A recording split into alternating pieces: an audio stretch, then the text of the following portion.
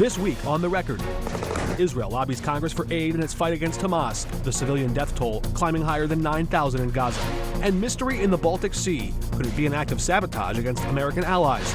Missouri Senator Eric Schmitt and Illinois Congresswoman Nikki Budzinski are on the record. What's on your ballot this Tuesday? The future of the abortion question in Missouri, the high-profile Democrat challenging Cori Bush for a seat in Congress, and where does Cori Bush stand on the war in Israel? We check the record. It's all coming up right now.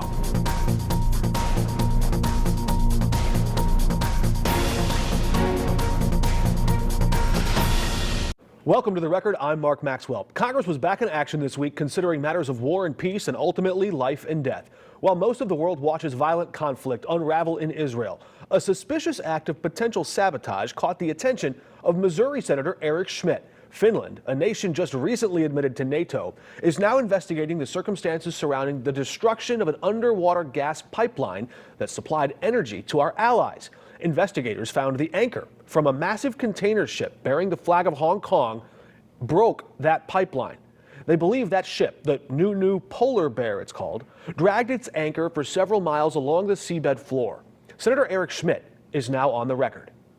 Senator, good to have you with us. You seem to suspect or strongly suggest that China could have destroyed that gas pipeline on purpose. If that turns out to be true, what does it mean for America's posture towards Beijing? That shipping lane went right through a bunch of NATO member nations. Yeah, I mean, it's very suspicious, Mark. You've got essentially this Chinese vessel dragging its anchor for dozens of miles, ripping up telecommunication lines, and also a significant pipeline running from Finland to the Baltic states. So China's been very aggressive in harassing ships in shipping lanes in the South China Sea.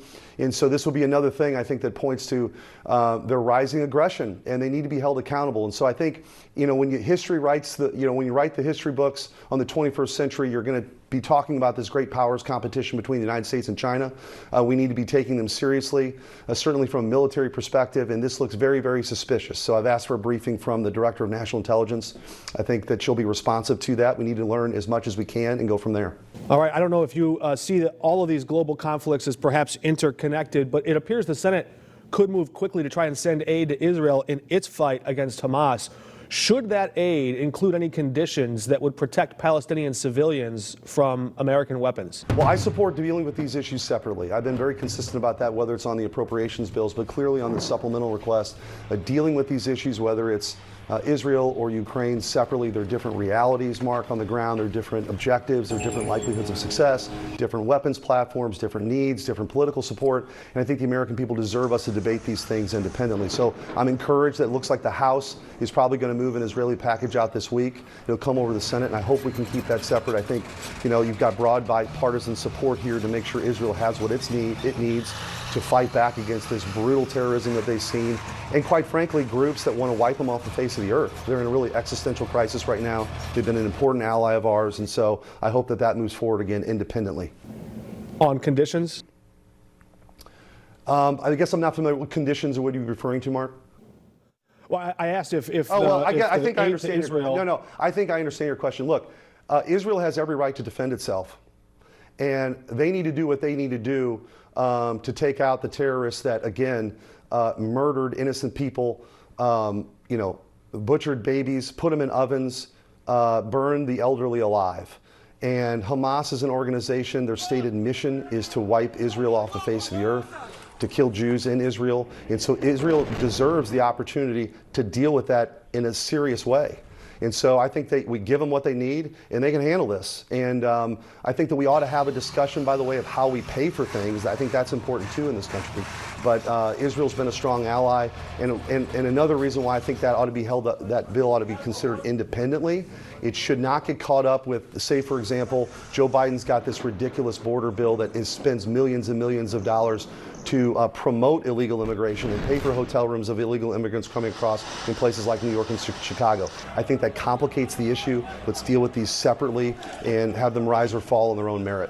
It looks like the Israel package will go through, but as you just alluded to, House Speaker Mike Johnson met with Republican senators, perhaps you were among them, and reports indicate that he suggested any more funding for Ukraine would likely be included along with funding to secure the southern border. You've expressed skepticism about more funding for Ukraine or a blank check to Ukraine, but if you could secure some progress on immigration reform on the southern border. Is that something you'd consider? Well, we were at the meeting. He addressed all the Republican conference, and I was very encouraged. I think it was refreshing how he wanted to deal with these issues independently, particularly Israel first. I'm a little skeptical of Joe Biden's seriousness at the southern border. Again, his proposal that he sent is not serious.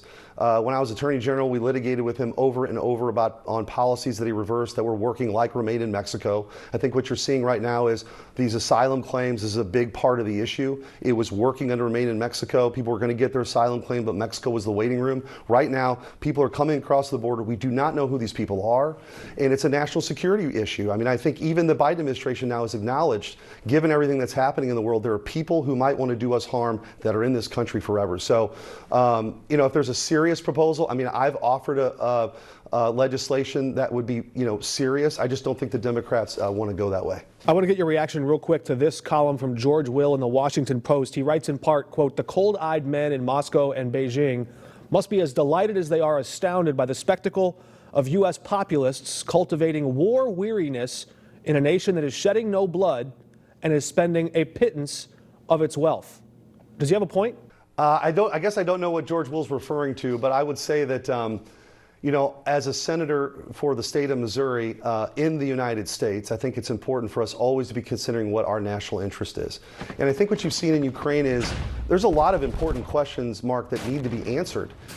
We've spent $112 billion already. No one has given us a definition of what victory looks like. They're talking about another $100 billion possibly next year. I just don't support this sort of blank check proposal that's out there. And also, our European allies have not stepped up. There's no real accountability as relates to corruption. So again, I think this is an ongoing conversation, but there's nothing wrong with asking important questions. I think it's insulting to taxpayers to ask them to continue to support things in other countries and, deal with other countries' borders when, nobody here in this town seems to want to deal with, on the Democrat side, our open southern border. All right, Senator, thanks for joining us. All right, Mark, anytime.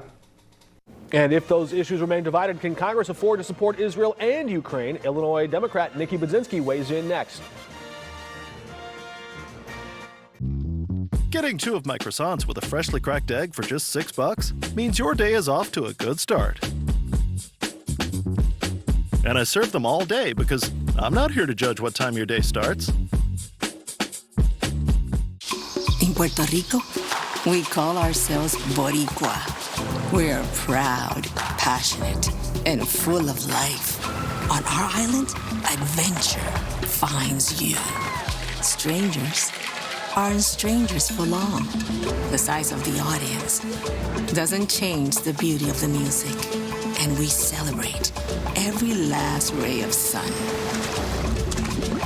Live Boricua. Get 11% off everything now at Menards and give your walls a fresh update. Paramount Interior Paint provides the most advanced protection and true one-coat coverage. A gallon is only $39.95 after rebate. Save time on your painting projects with Revolution. It's a super premium paint and primer in one that features extreme game-changing stain resistance. Pick up a gallon today for just $44.49 after 11% rebate. Save big money at Menards.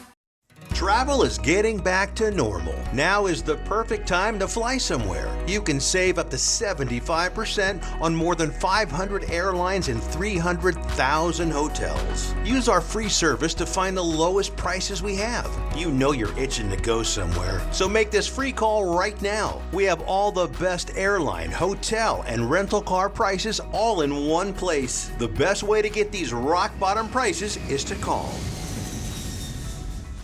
There are trucks, and then there's the GMC Sierra. Available with the connected driving experience.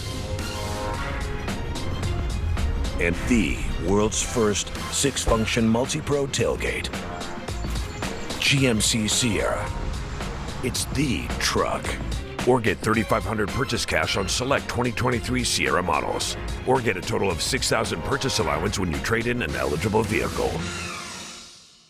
You can get 2 of my croissants with a freshly cracked egg for just $6. And I serve them all day, so you can enjoy them for breakfast, brunch, or even Brinner. Did I just make up Brinner? Can we trademark that? Welcome back. The House voted to approve an aid package to Israel on Thursday this week, but Senate Majority Leader Chuck Schumer said Democrats in the upper chamber won't accept that poison pill of $14 billion in cuts to the IRS. One day before that vote would take place, we spoke with Congresswoman Nikki Budzinski as she returned from visiting the Belleville Shoe Manufacturing Company. That Metro East company just scored a $7.8 million contract to keep making boots, weather combat boots for American soldiers. What are the odds that any of those boots touch the ground in the Middle East? Well, I think it's a very scary time right now in the world. I mean, when we saw what happened on October 7th, basically a terrorist attack perpetrated by Hamas in the state of Israel, innocent civilians, men, women, children were brutally killed. Hostages that have been taken, including some of those that are United States citizens. We had constituents that were in Israel wanting to make sure that they were in a safe place. But this has set off a chain of events, a lot of instability in the Middle East. So it's very concerning. According to the Pentagon, 27 instances in recent days where American soldiers or allied troops in Iraq and Syria have come under rocket fire or drone attacks. The U.S. has retaliated with strikes against at least 2 facilities in that area. How involved should the U.S. military be as opposed to the diplomatic approach? Well, we need obviously diplomacy in the world, of course, but what you're seeing, and the president has really made it very clear, is we need to be looking to provide aid to our partners, Israel being top among them, but also, as you know, we've been helping to support the Ukrainian people as they've been fighting back against Putin. I think we need to be able to provide that support to the Israelis. They have a right to defend themselves. We want to be a good partner to them, making sure they have those resources. I've also voiced concern around the humanitarian crisis that's been happening in Gaza and making sure that we as a country are providing humanitarian aid to innocent Palestinians within Gaza. But as I said, this isn't just happening in the Middle East. There's instability and has been for some time in Ukraine and around the world. And so this is our time as a country to lead. I think that's what the president is asking us to do. And I expect that Congress, we need to rise to that occasion. The new Speaker of the House, Mike Johnson, did propose a $14.3 billion aid package to Israel, but he would offset that cost to the American taxpayer by slashing $14.3 billion to the IRS. Worth it? So let me tell you what I believe and I support, and I was talking a little bit about this. I think we need a more comprehensive approach. We need to be able to support, I think, what the president has been advocating for, which is, yes, aid to Israel. That is critically important. But as I also mentioned, humanitarian aid is also deeply needed and something that I would be supportive of. So I think the speaker looking at this very narrowly, just within what we need to be doing to provide aid to Israel, yes, is very important. But we have a lot of other issues that we need to be also getting to. And so I'm looking forward to getting back to Washington and having those discussions. I'm curious what you make of Speaker Mike Johnson. Knowing what you know about him now, would you still have voted to depose Kevin McCarthy? Look, I think Speaker Johnson is from the extreme right-wing part of the Republican conference. He has a history of not supporting Ukrainian aid, something that has overwhelmingly received bipartisan support both within the House and the United States Senate. He signaled he might be more open to it now that he's Speaker.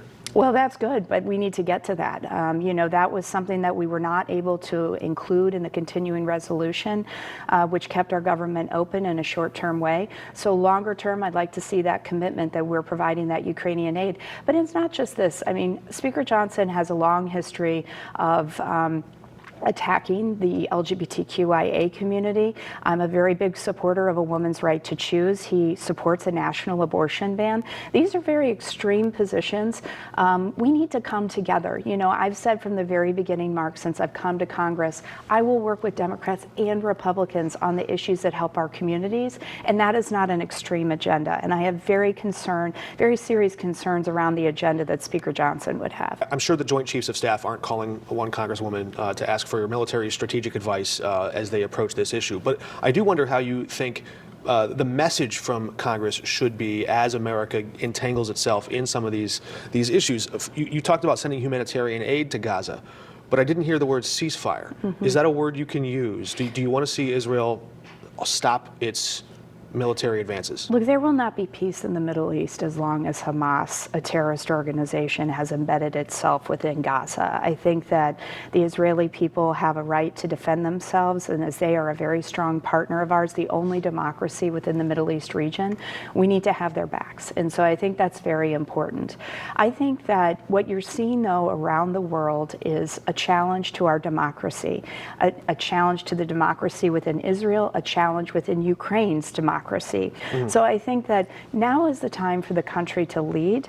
And so that's what I'm hoping, that's some of the business I'm hoping we're going to get to this week in Washington. Underlying the promise of democracy is the message that every person, every voice, every vote matters. And a lot of those civilian casualties and the deaths of people that had nothing to do with Hamas, I think that's hard for a lot of people to stomach. But I want to ask you about the thing closer to home, though. A lot of our viewers in the Metro East are going to be, I think, interested to hear this. There's not anything, I think, more important than clean water and infrastructure working. After flooding hammered aging infrastructure in Cahokia Heights especially, we saw sewage backing up into people's homes. Yeah. You recently pressed the EPA to finally appoint someone, the name of Beth Murphy, to the new EPA coordinator over Cahokia Heights. Is that really the missing link that was missing this whole time? Was one bureaucrat sitting in an office somewhere? Well, this is an exciting big step forward for the community of Cahokia Heights. I've talked to local and state stakeholders, community leaders on the ground that have been working on this issue for quite some time, for decades. And I think, as you've said, Mark, clean drinking water is fundamental. It is foundational to what any healthy community should be able to provide for its citizens. So what I'm very excited as we press the federal EPA, I want to thank EPA Administrator Michael Regan for following through on the commitment that he made to me, which is to appoint a full-time coordinator to be on the ground. Beth is going to be a tremendous asset to the community of Cahokia Heights, helping to make sure that we're steering as many of the resources in an efficient and effective way as possible, state, local, and federal resources to pull together to finally get this issue resolved for the residents of Cahokia Heights. I guess, what does she bring that we didn't have prior? Is it that she's an earpiece? She's someone you can lean on when a problem is there and you can say, hey, fix this? Well, I think what she's going to be able to do is make sure that we're capturing as many federal dollars as we can for the community of Cahokia Heights. I think the other thing she's going to be able to add is communication, additional communication within the community so they can see the real progress that's being made. And it takes coordination. Sure, we have local and state and federal resources, but if we're not coordinated together, we're missing an opportunity. And so I think this will make for a more efficient way to target this problem and finally get it resolved. All right, look forward to having you back next time. Thanks for joining us. Thanks, Mark. Which town in St. Louis County could expand its borders if you vote for it? More on that after the break. I'm proud to work at Yuengling. We've been brewing great beer since 1829. 6 generations of passion, American craftsmanship, and a few happy hours. Yuengling, the oldest brewery in America. Bathfitter fits what's important in your life. That might mean a new tub. And with our unique tub-over-tub process, we'll install it in as little as a day. Or it could be a new shower, or converting an old tub into a new shower. Bathfitter offers design options to fit your style and high-quality seamless walls to fit your standards. Why do so many people trust Bathfitter with their baths and showers? It just fits. Call now or visit bathfitter.com to book your free consultation. This is maybe the most important award show I've ever seen of any kind. The Musial Awards return to Steeple Theater this fall. Be part of the audience for this nationally televised show. Every story has been so special and so unique, and we need more of this in our life right now. Experience the most inspiring night in sports. The Musial Awards, presented by Maryville University. How could I miss it? Saturday, November 18th. Tickets at musialawards.com. There are trucks, and then there's the GMC Sierra. Available with the connected driving experience. And the world's first 6-function multi-pro tailgate. GMC Sierra. It's the truck. Or get $3,500 purchase cash on select 2023 Sierra models. Plus, get $2,500 purchase allowance when you trade in an eligible vehicle.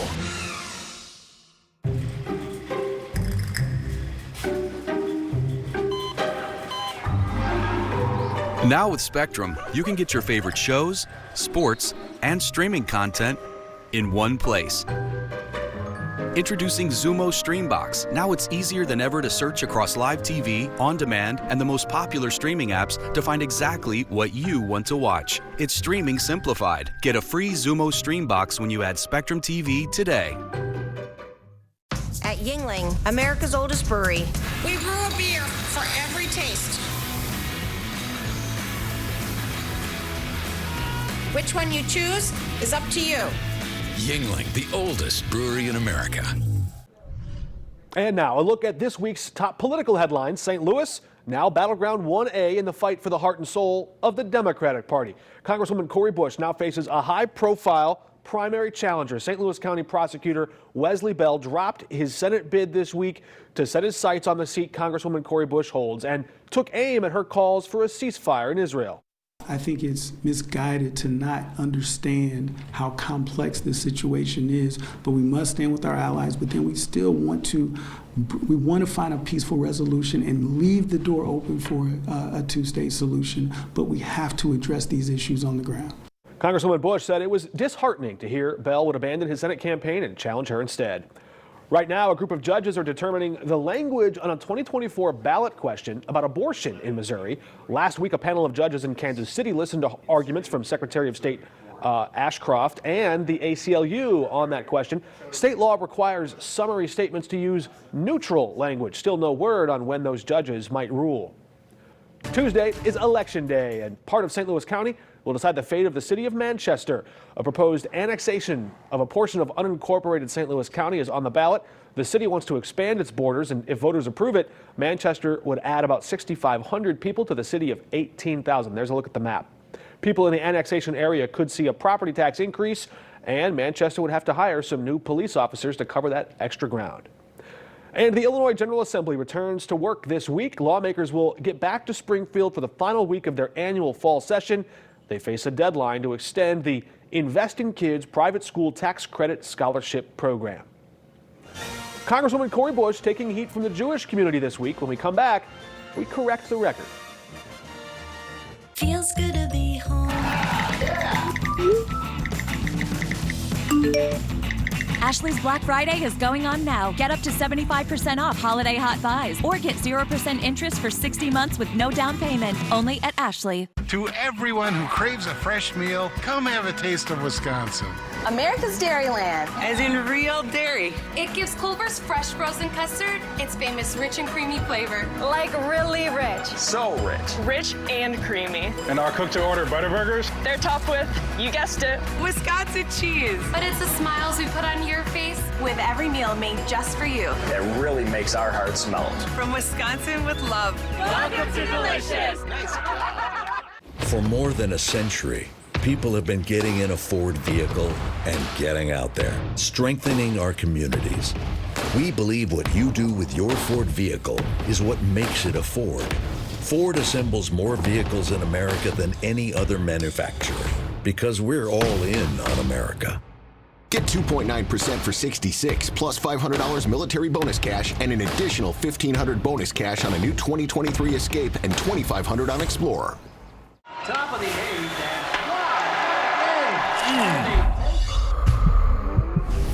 Cheesy, saucy, crusty, crunchy. The topping. The sauce. The crunch. The cheese. The Enjoy Emo's new cauliflower crust. Classic Emo's flavor in a gluten-friendly crust. Available with any 10-inch personal pizza. Order today.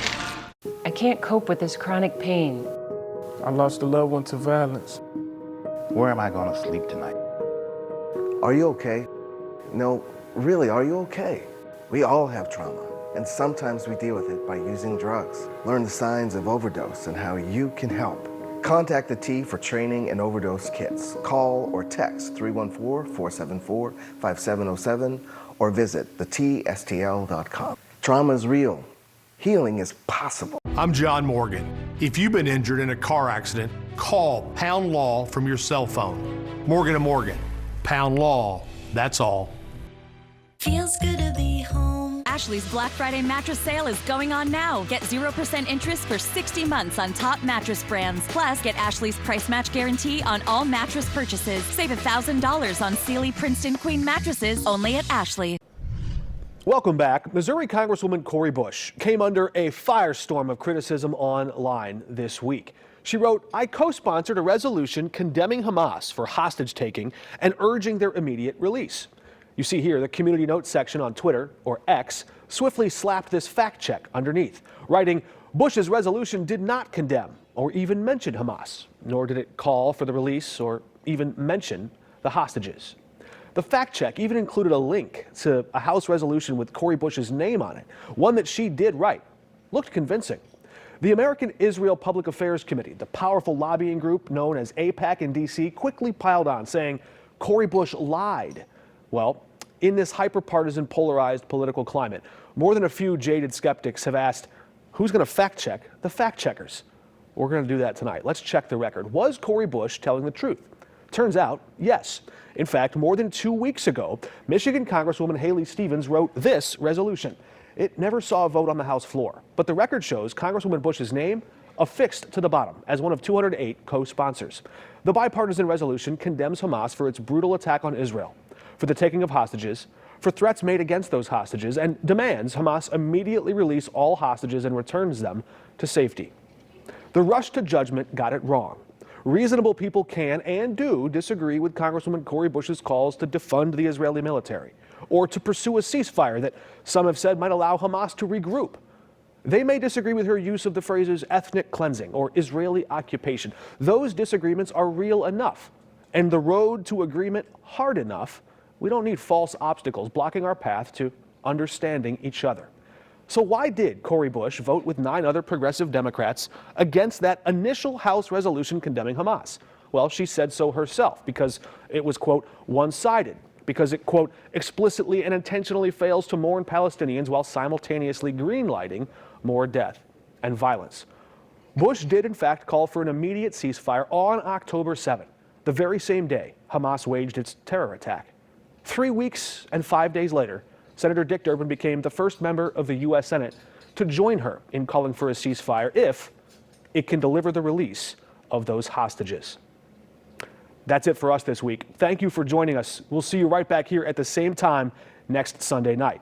Until then, we're off the record.